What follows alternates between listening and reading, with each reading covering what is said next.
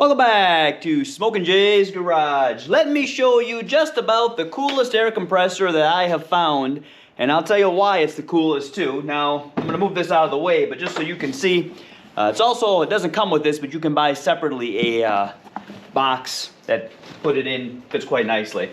So this is battery operated. It also has a nice long cord here that will plug into your cigarette lighter. So if you don't have battery, or if you using this in your car or something, you do have access to extra power. We turn this on, and hopefully you can see, because sometimes these lights don't show up very well on camera. We can set our power, not our power, we can set our PSI, whatever we want. Let's say we want 30 pounds, right there. We got 30 pounds. Then we're just going to hit the start button and it's going to go. We also have a light here, which actually shines pretty good if you're in the dark conditions. We're going to pull this out and I'm going to show you how it works on a vehicle. But just for reference, I filmed this, but I didn't show you the whole thing because no point in that, it takes too long.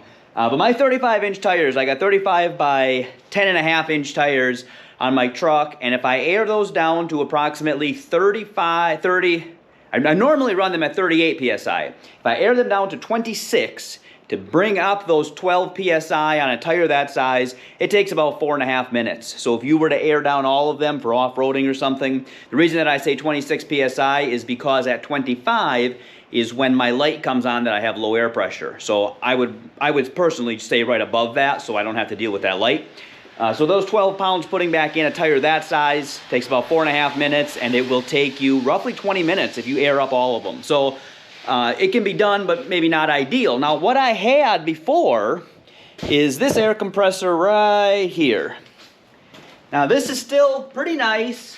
It's handy, it's maneuverable, you got dual air tanks on it. You know, you plug it in, you can carry that around, and it works pretty good.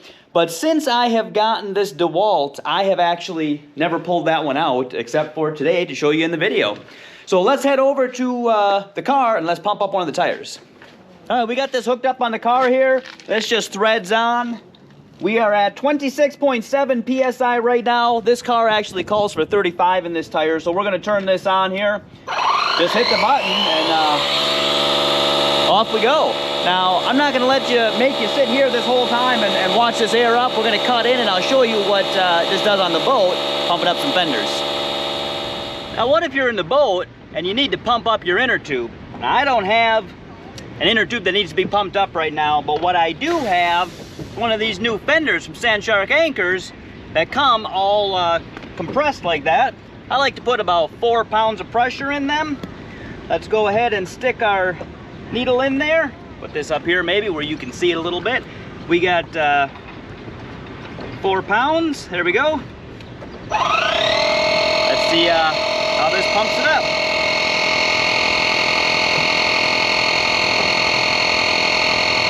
Not particularly loud.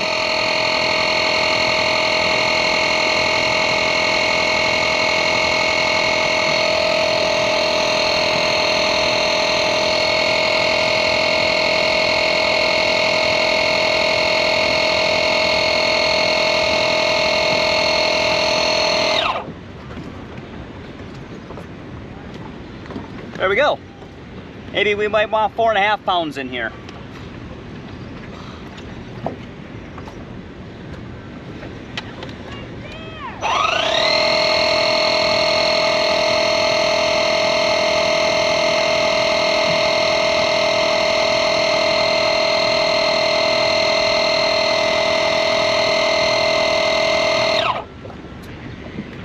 An extra ½ pound feels like it did a lot. I might let just a little bit out, but there you see how easy it is to pump it up.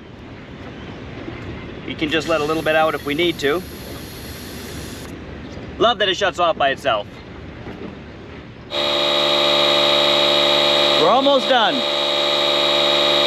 And one of the things that makes this so convenient, besides obviously its portable size, is the fact that when you put it at the preset pressure, it automatically shuts off when you get to that pressure. So let's say you are checking all your tires, right? And you got other stuff you want to do. you're checking your oil. So you're getting ready for your trip, right? You're checking your oil, you're checking all your stuff, right? You can just set this on there. As soon as it's pumped up, it'll stop. You don't have to sit there while you're doing it. Put it on, hit the button, and go.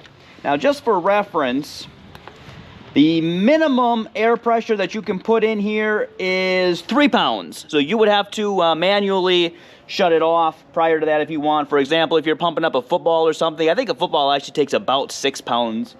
But 3 is the lowest you can go, and let's spin this up here to the highest. I think it goes to 99, but no, we're at 100. Holy crap, we're at 140. Oh, now it just went down to 60. Oh no, 100. 160. So you can put this up to 160 PSI, although I'm imagining that would take you quite a while to actually get up to. But I can tell you that I have pumped up the tires on the 5-ton with it. The front tires anyway. We pumped them up on here. Now, so you need a semi-tire or something, you're gonna take a little bit longer, obviously, because there's a lot of air that go in there, and they are very, very difficult. Ooh, it's kind of slippery over here. They're very difficult to get that end to screw in onto a Dewalt. See where it's up here.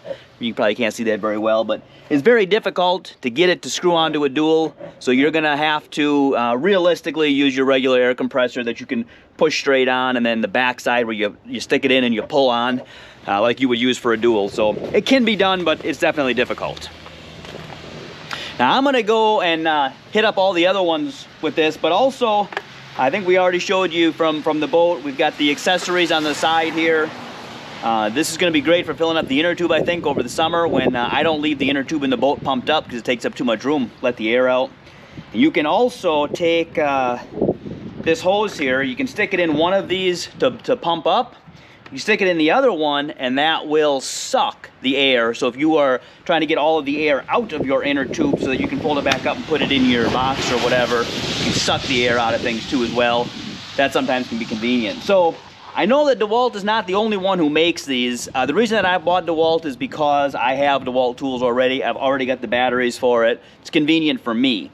Somebody would have to come up with something substantially better than Dewalt for me to buy it when I already have Dewalt things. But quite a few different brands make these, and the convenience of this one is such that I believe if you have another brand of tools, might still be worth looking into that brand, checking these out, because super, super convenient. Carry it with you if you get a low tire.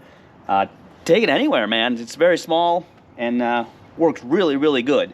So if you think this might be something that you're interested in, definitely check this out. This video is not sponsored by Dewalt. This is something I bought with my own money for my own personal use, but I am definitely very happy with it and think that you probably would be too. So if you're watching this channel for the first time and you haven't already, and you want to, boom, please subscribe.